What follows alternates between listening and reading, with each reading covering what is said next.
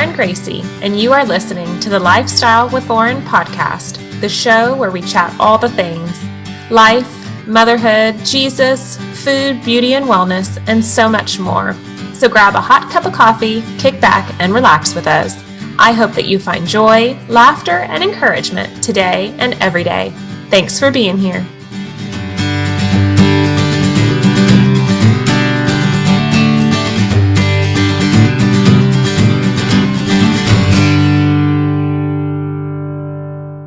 I am so glad that you're here today. I have a dear friend, Lindsay Preston. She is a mindset expert, a life coach. We know each other from high school, so we have a lot of fun conversation coming your way. But Lindsay, why don't you go ahead and introduce yourself to the viewers and the listeners? Yeah. So thanks for having me, Lauren. This is such a treat. And, you and I weren't close in high school, but throughout the years, I've watched you kind of bloom and blossom. And even when we reconnected recently, even more, I was like, how come Lauren and I weren't friends in high school? Like, we have so much in common. Yeah. Lauren and I grew up together in many ways. And now I'm a life coach and I help go-getter women achieve their goals. And that's me in a nutshell. I'm a mom of two. I'm a wife, and Lauren and I will get into all my story here in a bit. It all looks nice and peachy and perfect now, but it's been a journey for sure. Yes. Okay. Well, let's go back and let's start with high school. So yeah, it was an interesting time, I think, for everybody. And we were just kind of discussing how different it is then and now. Like I honestly loved high school. I had nothing bad happened. I kind of floated with whatever group I wanted to go with and did what I wanted to do. One year, my senior year, as a cheerleader, and then I did dance before that, and I hung out with the skaters, and I just went kind of everywhere. But if I were to go back to high school today in 2021, I absolutely would never do it, because just what is the social media and the phones, and oh my gosh, at least this is how I'm perceiving it. I'm perceiving as a lot of teenagers being, I don't know, a lot more not kind to each other because they can hide behind their phones with texts and pictures and all of that. Mm-hmm. But yeah, let's talk high school for a minute. What did you feel about high school?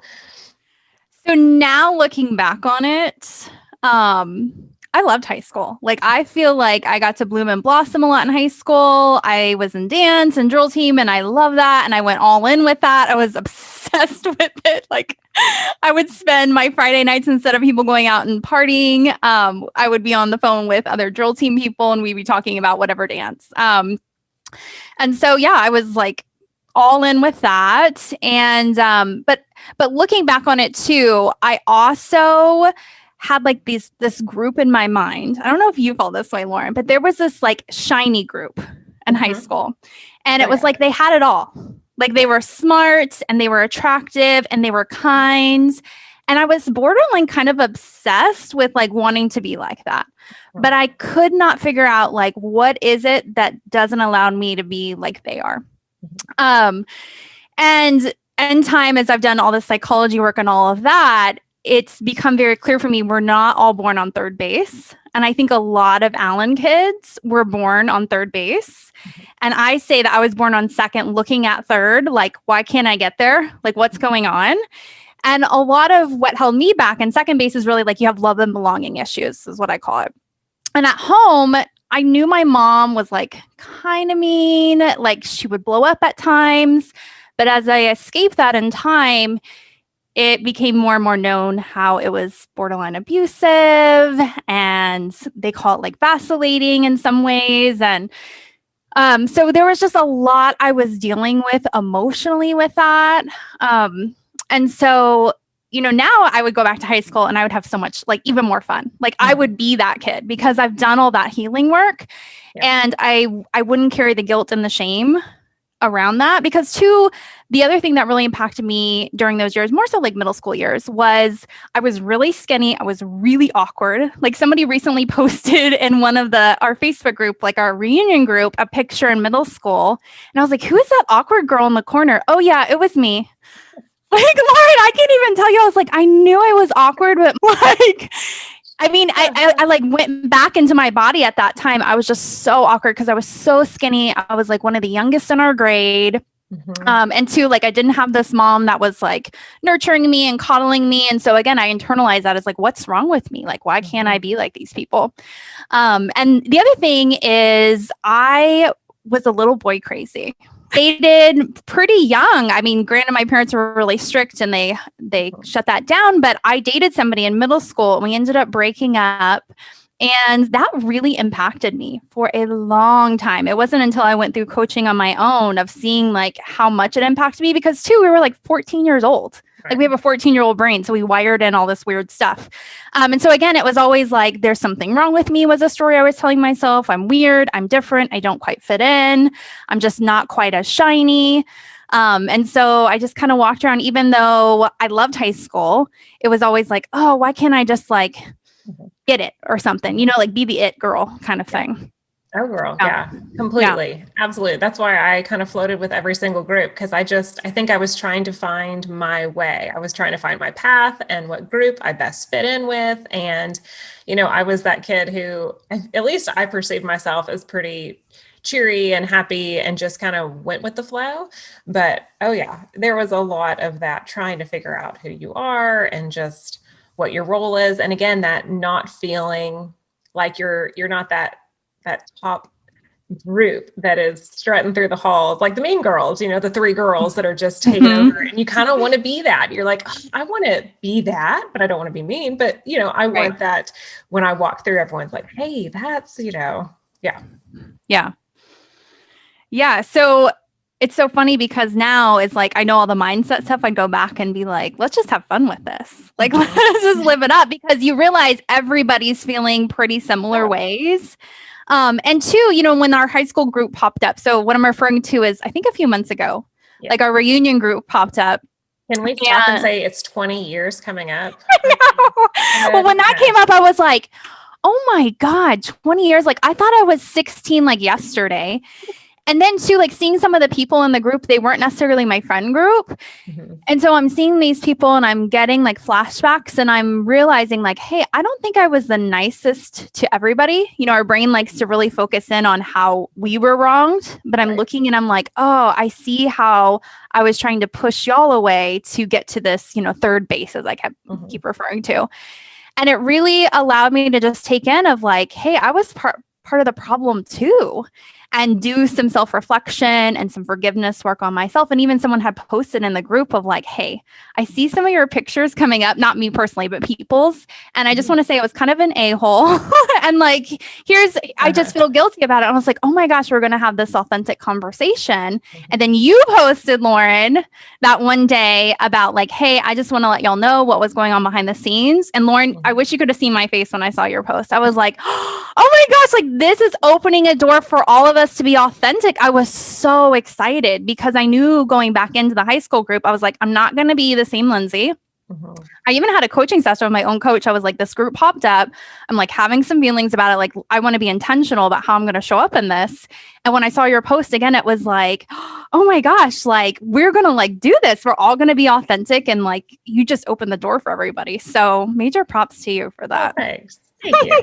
Well, and I feel a lot of that is sometimes it takes that person. It takes one person that's like, look, here's what I'm dealing with. Here's my stuff.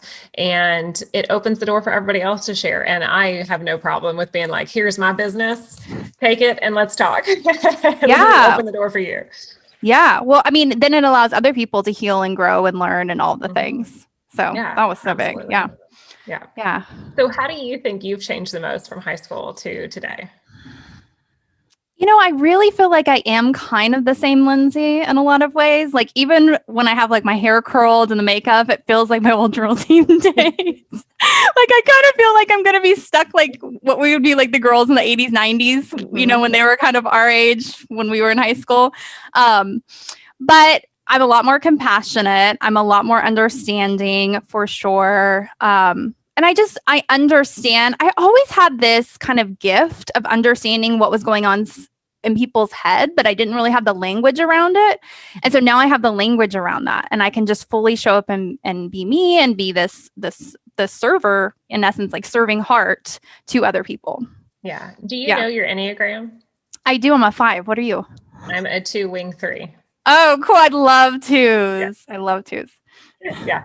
I feel myself, I fluctuate a lot from a 1 and a 3 wing. It just kind of depends on the month and the year and what's happening in my life. But I think right now in the present, I'm definitely more of the 3 wing, but I have always centered around that too. The giver, it's just how I am. What's the 5?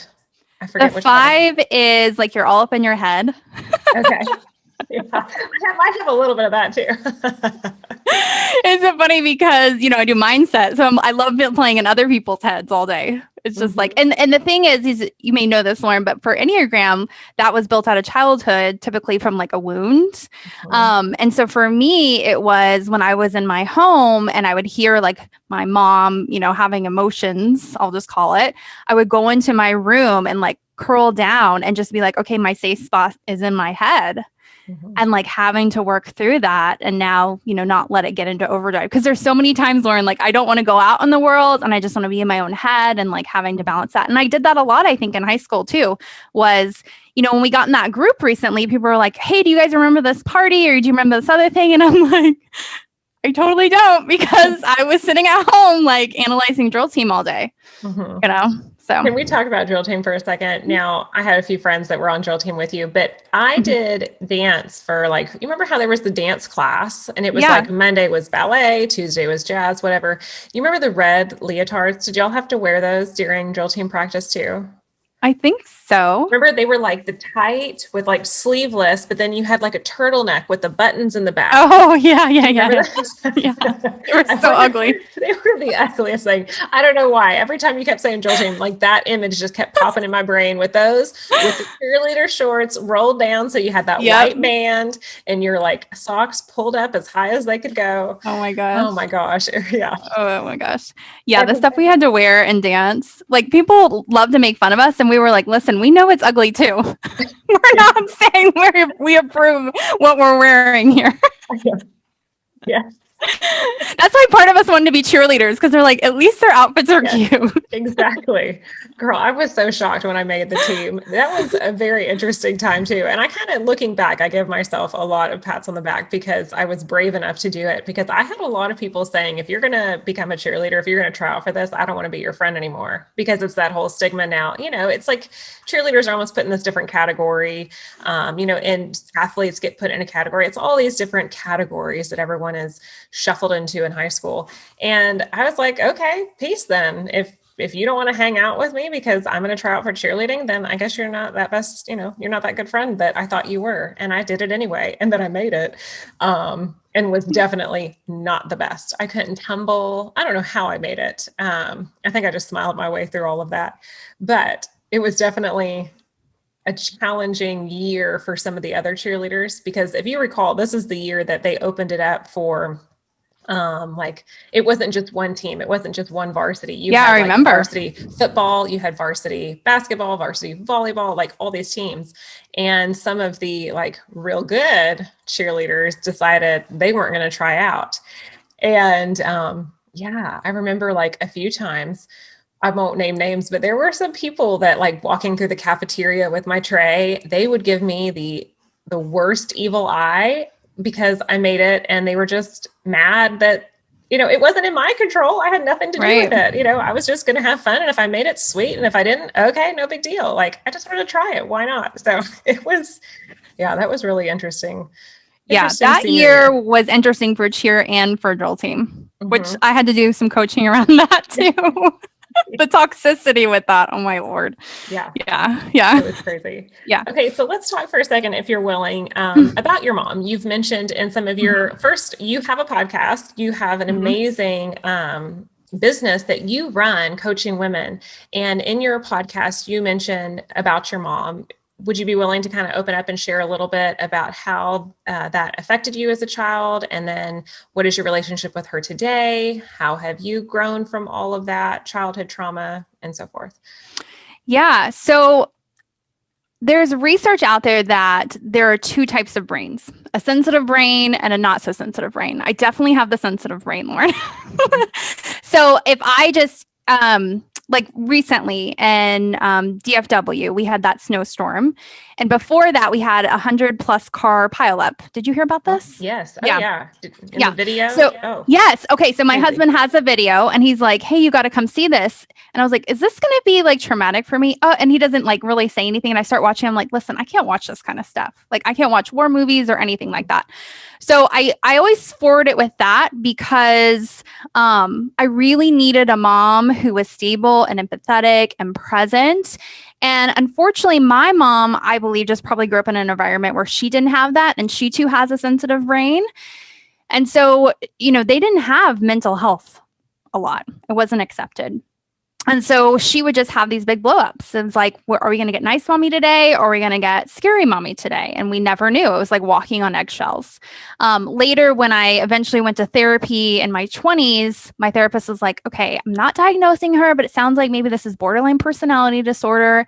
And I started researching that. I read this book called Borderline Moms, I think. And it was just like, oh my gosh, like this is my experience. And so it started to put a language around what had happened. And then later when I got into coaching, we would dig deeper on stuff and just how certain moments impacted me, which is for all of us. Our brain just wires around that stuff. And it was just a lot of confidence things. Like I just needed a mom to be there for me. And, sometimes too, she thought helping me to succeed would be to kind of beat me up a little bit. Like I would go and perform a dance and be like, well, here's all the ways that you messed up. And I'd be like, man, I'm just never going to be good enough. Or I'd come home and maybe I made a 90. Well, it's not 100. And then my dad didn't really have a dad. And so he's physically present because that was more than what his dad did, but he wasn't there emotionally. So it was like I had no dad and then this mom that was in and out. And so again, it was like I was looking at all these kids growing up and I was like, man, I want to succeed like they want to. Like I have the ambition. I want to do those things. I want to be able to be nice in a way, but I just couldn't. It was like I couldn't get my grasp on it. And even when friends would come over, they'd be like, man, Lindsay, your mom's mean. And so I wouldn't have them come over because it would get embarrassing. And so then when I went to college, there was just a lot of drama around getting me to grow up. When I did go to college, I was just barely 18. Like I turned 18 the first few days of college. I was really young. And two, I just needed more time. I think my parents probably should have held me back, but yeah. And so there was a lot of drama with that. And because I didn't really get that mothering, then I went to college. I made so many mistakes, which you were listening to that podcast before this, Lauren. My college years were a hot mess. I didn't even want to go to college. I wanted to go to Broadway and dance, and they were not for that in a way of like screaming matches. And even when I wanted to quit drill team, because I could see the toxicity in drill team for a long time. And I was like, I got to get out of here. I just want to dance. Like, that's the only thing I want. Lots of screaming matches around that.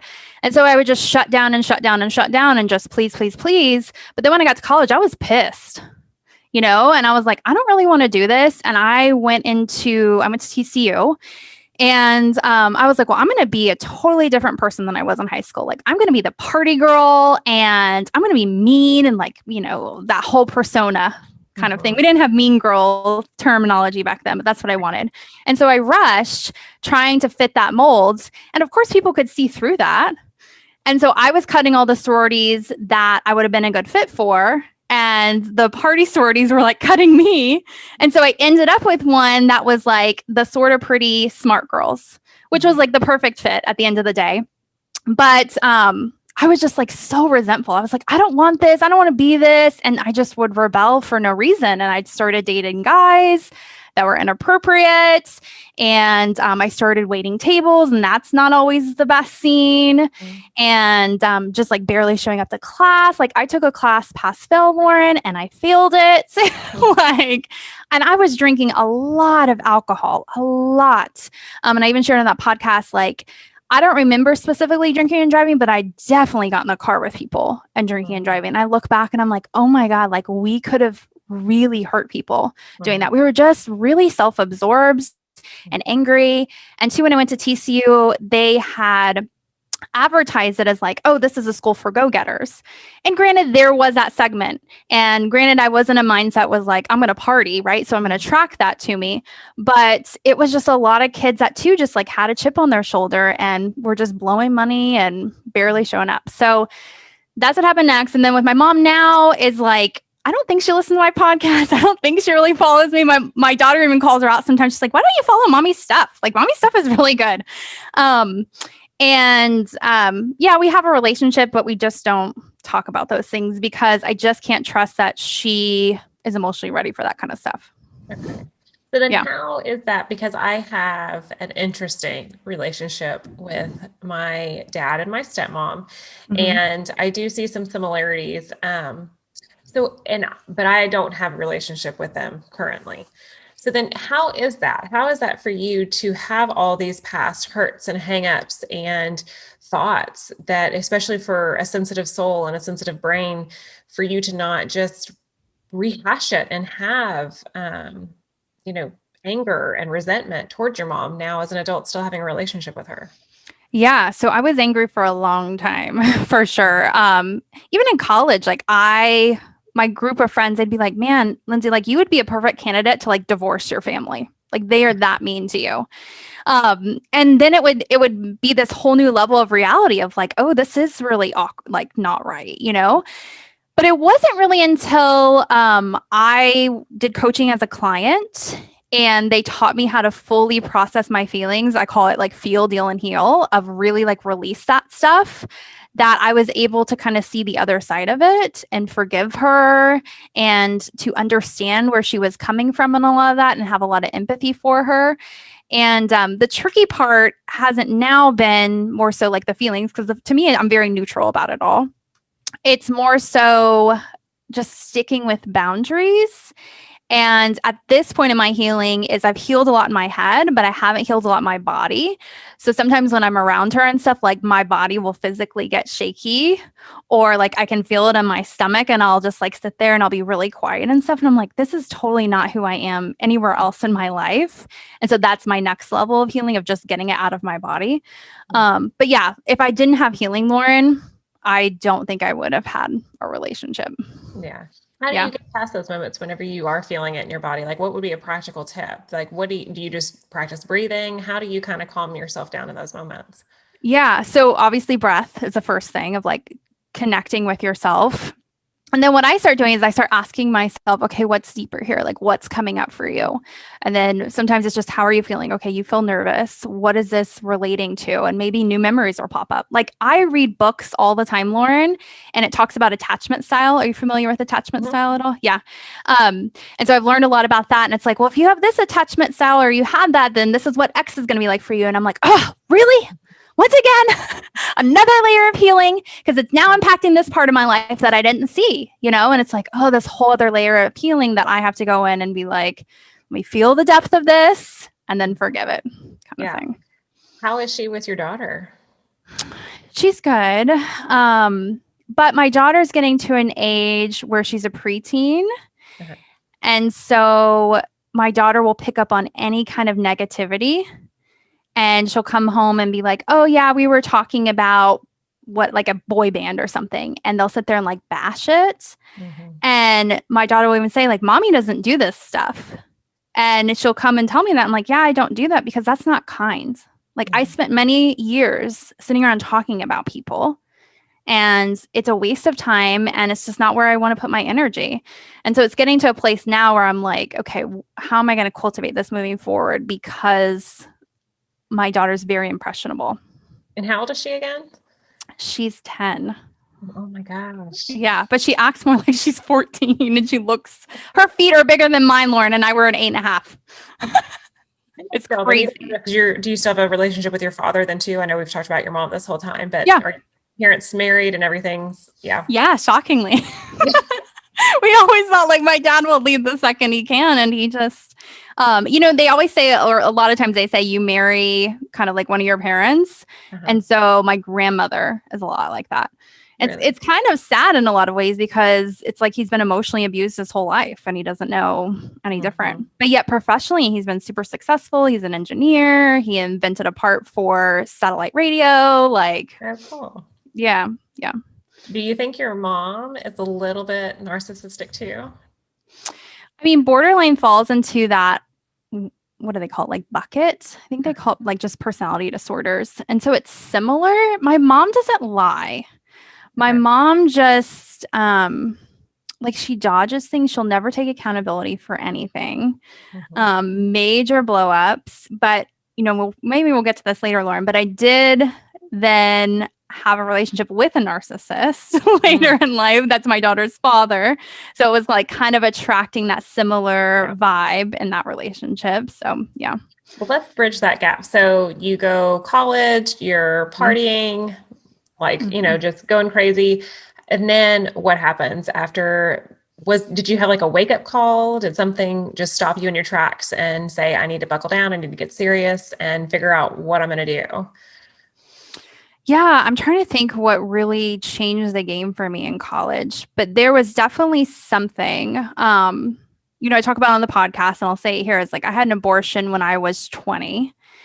And so that was partly a wake-up call for sure, because there was a lot of feelings around that for sure. Like in the moment, I was like, I'm going to do this. There's no talking me out of it. But then after that was like, I can't keep going down this path anymore. And I felt a lot of remorse for what I had done. And I was still with the guy that I had lost my virginity to, who I had an abortion with.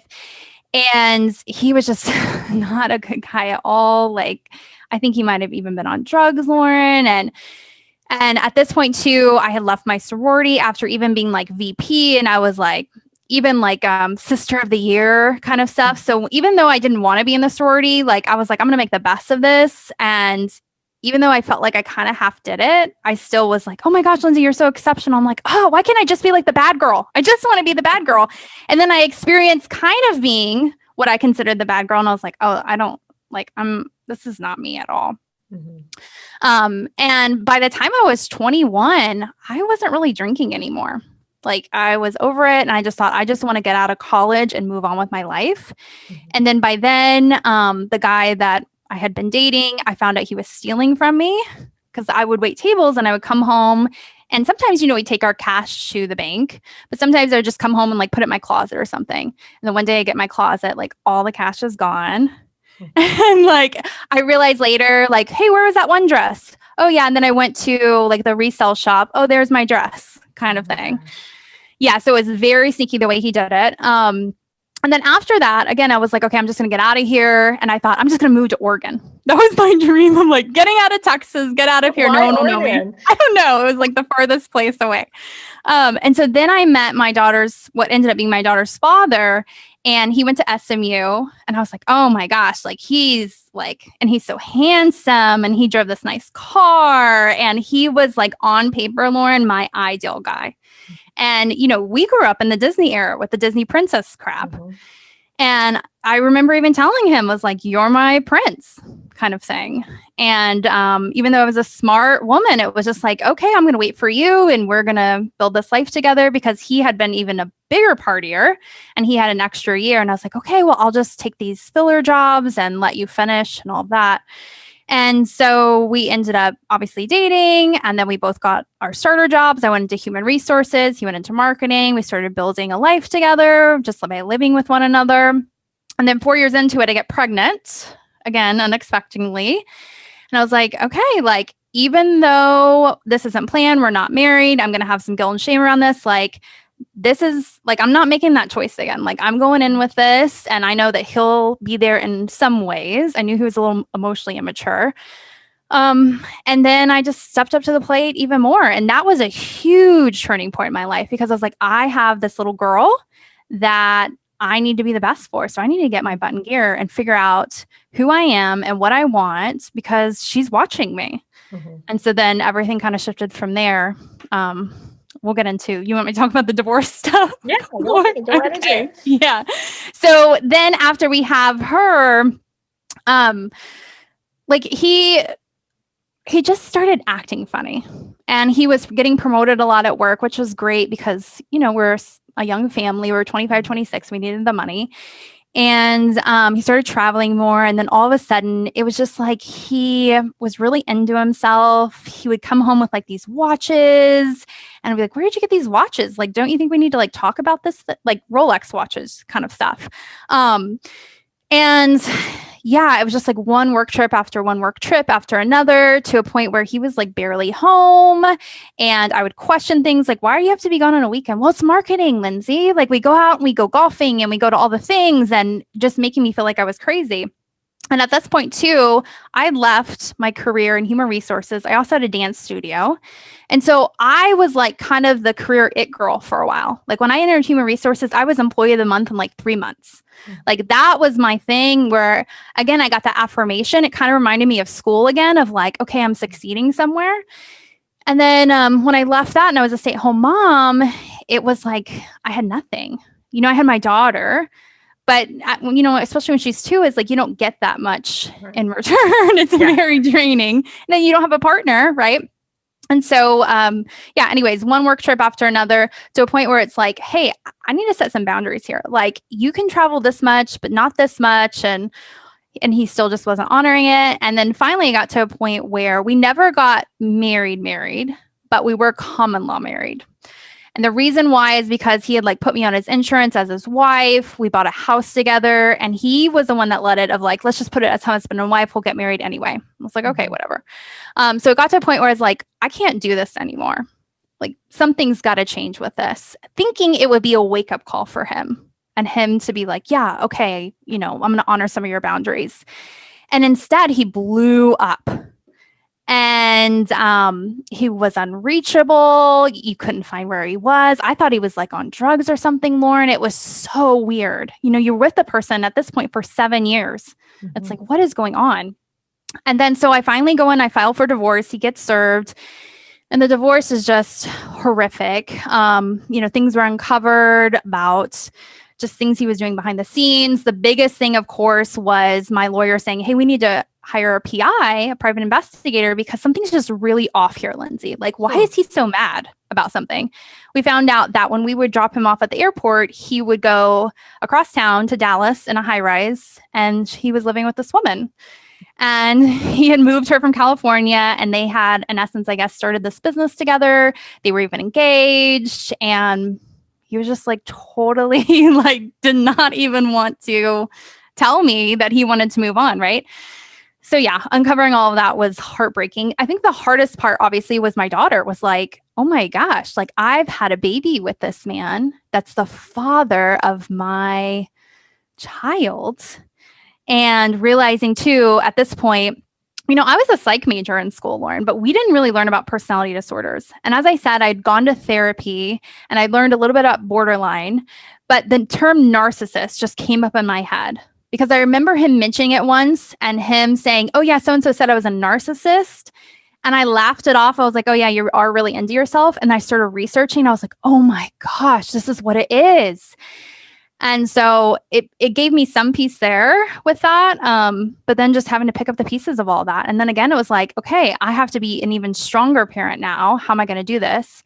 And that's when actually life coaching fell into my lap of somebody mentioning, you should try life coaching, because I had tried therapy and I had told my therapist for a year, I was like, I just have this feeling he's cheating on me. And she's like, oh, you're catastrophizing.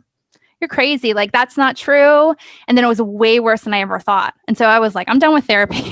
Like, I wasn't listened to. I wasn't heard. And we had even gone to couples therapy where he had told me in a session he wasn't cheating on me.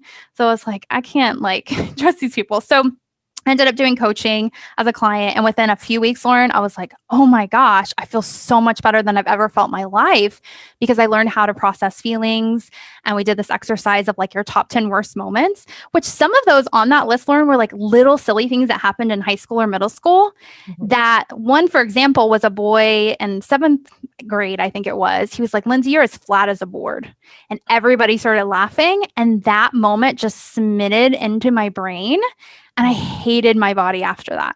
And so my brain would always see these beliefs of yeah, your body's ugly. Here it is again, because I wasn't curvy was the belief. And when I pulled that, Lauren, it was just like, oh my gosh, this is why I don't think I have a great body, because of something that happened in the 7th grade. That's so silly.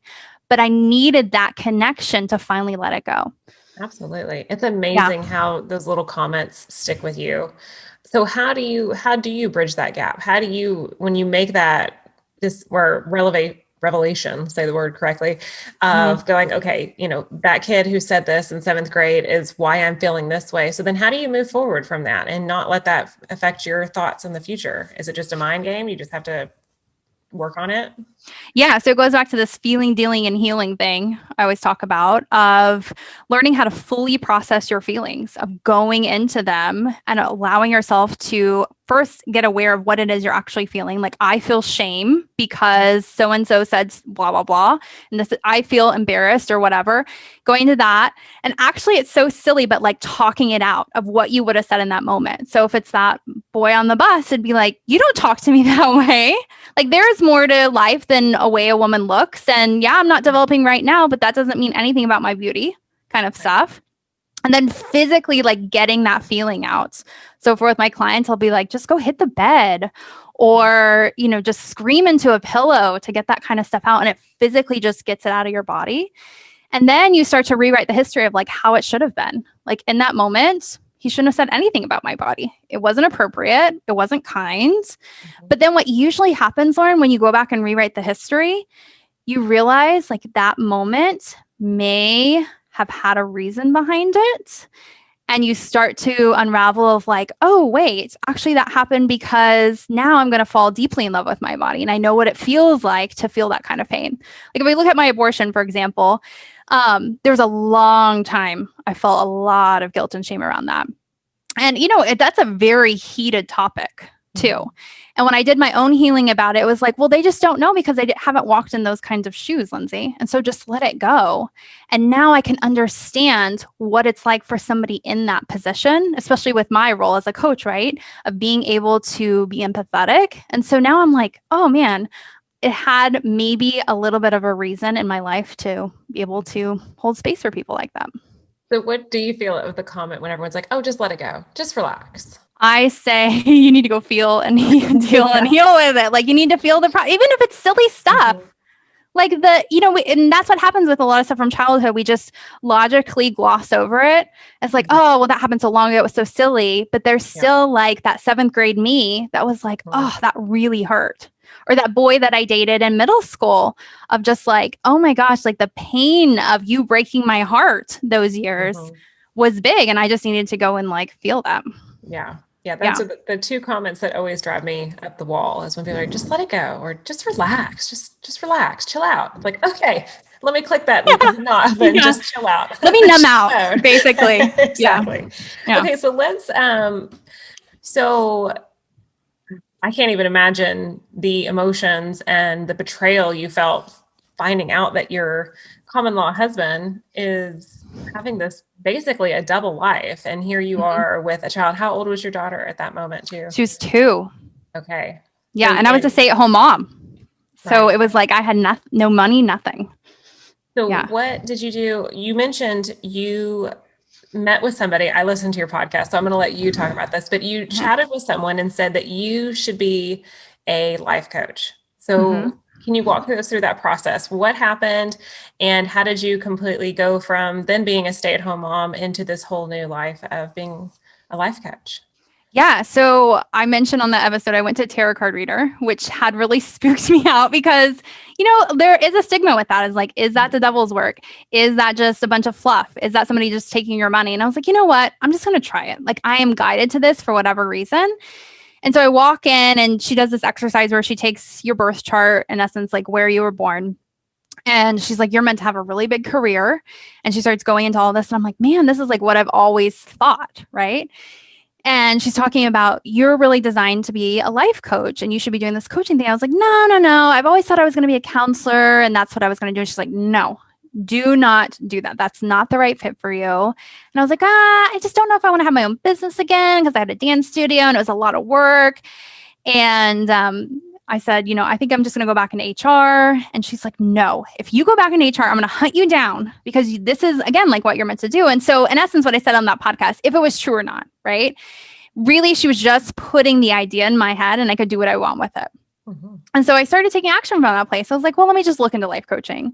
Even though I thought it was majorly wacky, woo-woo, and weird and had no credibility, I found a school in Southlake, which is, local to us, and it was based in neuroscience. And I was like, okay, it's based in neuroscience. It's got that science background. Let me just give them a call and see what happens. And I just clicked with it. It was like, yeah, this is all stuff that we have been proven and has, decades and decades. We've done this on even, people who were diagnosed with schizophrenia, and it's helped them. And they're like, if you want to even just consider being a coach, you have to be a client first. And I was like, okay, I'll do this whole client thing. And it kicked my booty, Lauren. Like, I just thought I'm going to go in and just walk through the steps kind of thing. And that's when I was like, oh my gosh, I've never felt better. And it was like I was falling in love with myself and giving myself all the things that I needed my entire life. And it increased a spiritual connection for me that finally I was like, oh my gosh, like this is what it feels like to believe in something bigger and feel supported by that because you're available to be present for it. And so from there, then I got multi-certified and started my coaching practice. And now 7 years later, which is crazy, I've done it. I cannot believe it's been 7 years. Oh my gosh, I know. Yeah. So it's the best job ever. It's so much fun. Now you stated on your podcast, on your website, that you give advice for women for finding their purpose. And you said, and how to quit sabotaging yourself from success. So if you were to give a listener some good little tidbits of advice, like 3 things, what are 3 tips that you would say for finding their purpose? Yeah, the first is that you have to go and do this thing I keep talking about, feeling, dealing, and healing. Like we have to clear out all the stuff from your past because that's the stuff that your brain is just so focused on because the brain is here for survival. It's not here for happiness. And so when we go in and we finally heal that stuff, the brain can let it go. And that opens the doors to who are you really? Who is the God-given you? And that's where we do a lot of exercises around things like different assessments, like Enneagram is one, Clifton Strengths is one of my other favorites, Myers-Briggs. We even do like values testing and passions testing and all that. And we put together what's called a puzzle of you. And then from there, they're able to see the client is and me of like, okay, what are the patterns here? And we're able to kind of put it all together. And then from there, it's like, okay, what's your big purpose here? And so we, in essence, do this thing called an authentic self-interview, where they're just in a headspace where they're able to really download wherever they take downloads from, if it's from a higher power, if it's from inside of them, wherever. And it's like, okay, what were you sent here to do? And in essence, they're really just making a decision on what it is. Mm-hmm. But it's like your one core intention that you have for your life. So for me, I'm here to cultivate love because that's what I want to leave this earth and saying, oh my gosh, I help people fall in love with themselves and fall in love with their life and be able to love more. And 2, if we look back at my childhood, that was like the one thing I really needed. That is exactly if what I had just thinking. had that. Yeah, mm-hmm. It was like, that was my spark that I needed to thrive. So isn't that interesting? Yeah. And God definitely puts us here with a purpose and with a plan. And I'm actually just started reading a book. You would probably love it too. It's Jamie Ivey. Have you read any of her stuff or her podcast? I can put her in the show notes too, but she has a new book. I think it's called You Be You, but it's very similar. It's finding who God made you to be and that we're all different people. We don't have to be like Susie down the street or, whoever, but finding your purpose and living that out and finding your strengths and what makes you and living that. And I think a lot of women, we have those fears, especially if we put ourselves in categories. Well, I'm just a mom. I can't do that, or I'm just, I got my degree in education or marketing and I can't do anything else, So, Okay. Well, let's kind of go in a different direction. I want to hear how you met your current husband, because now you have a baby. Well, not a baby really much anymore. Yeah. Toddler. So what happened thereafter? Yeah. So at the time I'm starting coaching as a client, I'm also on eHarmony and just dating randomly. But what was great about eHarmony is I don't know what kind of personality test they do, but they do something. And so all the guys I was going out with, I was like, oh man, these are all the guys I always wanted in my entire life. Like they were really intellectual and smart and fun. Some of them were not as authentic. There was like a weird twist of fate where, I was cheated on. Well, then one guy that I had dated for a couple months, I was like, something's just off about this. Something's off. And I started digging deeper online. Well, he had a serious girlfriend and I was like his side girl. Oh, gosh. And so I got to like come around and like tell her and all that stuff. So that happened. But then I met my husband and I'm at a place in Lauren where I'm like, I am not attached to ever being with anybody ever again. I felt really complete with my life and who I was. And I was like, it's just going to be me and my daughter moving forward. Great. And I had a very detailed list of what I wanted in somebody. And I was like, if they don't meet these qualities, then it's just not for me. And then of course, by doing that, boom, there he shows up. And we started dating and it was like dating a very fine wine after dating a lot of beer is what it felt like. It was like the first time I had really been loved too. He had like a very secure love. And anytime, I would differ from that, he would bring me back to that. And luckily I was getting coached too. So I was getting all of that mindset work to be able to love in that way. And so from there, we just had this, again, like really beautiful dating experience. And then we got engaged and then got married and we had a beautiful wedding and we had an amazing honeymoon. And then we had my son. Nice. Yeah. I love it. So Steven and I, my husband and I, we met on Match.com. Oh, cool. We met online as well. It just makes it so efficient. It really does. Cuts out all of that extra. Just get down to the chase. This is what you want. This is what you're looking for. Let's just go. Yeah. And are you available or not? Right? Like, yeah. Yeah. I love it. I love it. Yeah. Okay. So I could literally talk to you about so much stuff forever and ever and ever. But for the sake of time, I think we need to do a follow-up. We need to do a second podcast to go into more details of all of this stuff. But I ask 3 questions at the end of every podcast. What are you loving? What are you reading? And what is making you laugh? So let's start with. So what am I loving? Okay, what am I loving? Oh my gosh, I love so many things, Lauren. I am loving my business right now. I know that's kind of a cliche answer, especially through COVID. It's been so nice to be able to have this because, you're a mom, you're homeschooling even. Mm-hmm. Like I've had my 2-year-old home. He was supposed to be a Mother's Day out from this point on. And so just being able to have that outlet to be able to use my brain in different ways is so nice to have. I'm sure Lauren, with that stuff. Okay, what am I reading right now? What am I reading? I'm actually reading a book called Period Power. It's really good. I'm learning about my cycles and how as women, our energetic, field changes with our cycle. And so that's been super interesting. And what's the third question? What's making you laugh? What's making me laugh? My son makes me laugh. Yes. He's so funny. He's totally going to be like that guy in high school. I think that everyone's going to be, like, oh, he's like the it guy because he's just so outgoing and he's totally born on third base. Like, yeah. So he's going to be what you wanted to be. Totally. Totally. Do you think he's more like your husband or yourself? Or do you even see a lot of similarities between the two? Or is it fun to see the differences? Yeah. I feel again, he's the version of me now in mini form. And he's just going to get to go live this life. Hopefully, we don't know what's going to come ahead, but where he just gets to go achieve and be himself and be in love with himself, Yeah. Yeah. Thank you. You are so full of insight. I want you to leave one tidbit of information because you did share a lot of personal stuff with,